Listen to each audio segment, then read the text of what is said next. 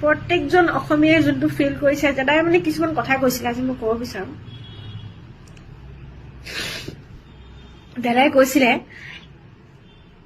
মই এতিয়া যে মানুহে গানবোৰ শুনি থাকে একো বুজি নাপায়, এনেই শুনি থাকে, কিন্তু মই যোনদিনাখন মৰিম সেইদিনাখন সেই গানবোৰৰ অৰ্থ বুজি পাব। হয়, এতিয়া গানবোৰ যে লগাই আছে যে, সেই লগালে যেন এইটো গানো মিলে দেখোন পৰিস্থিতিটোৰ লগত, এইটো গানো মিলে দেখোন, সেই তেনেকুৱা এটা পৰিস্থিতি হৈছে।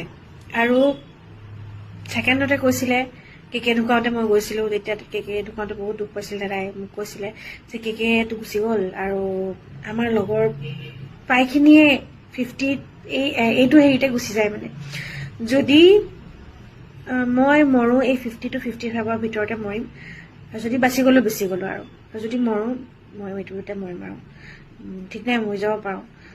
সেই আপুনি কি কথা কয়, ভাবিবই নোৱাৰো যোনটো বস্তু মানে দাদাই মুখেদি কৈ দিয়ে, মানে আমাৰ কেনেকুৱা লাগি যায় সেইটো টাইমত। মানে দাদা প্লিজ এনেকুৱা এইবোৰ কথা ক'ব নাপায় নহয়, নক'বচোন। আমি ভাবিব মানে মৰি যাম, আমি চব মৰি যাম, আমি এনেকৈ নক'ব। তেতিয়া এনেকৈ কয়।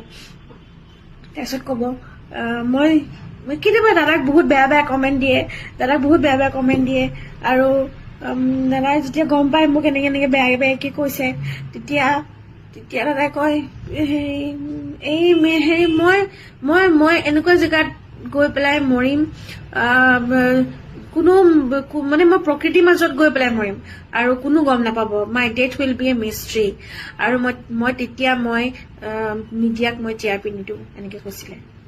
তেতিয়া মই TRP নিদিওঁ সিহঁতক।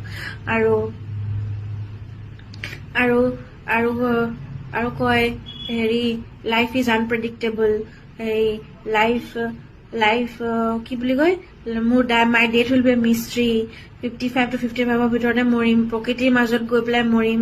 প্ৰত্যেকটো কথা কেনেকে মিলিব পাৰে, প্ৰত্যেকটো কথা কেনেকে মিলিব পাৰে, মানে কেলে বা ক'লে এনেকে।